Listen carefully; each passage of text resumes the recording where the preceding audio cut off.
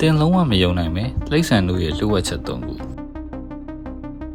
နံပါတ်1လုံးသားမရှိသောတိရစ္ဆာန်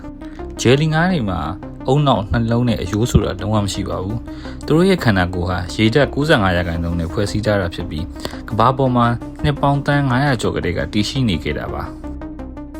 နံပါတ်2ရှာဖြစ်နားထောင်ခြင်း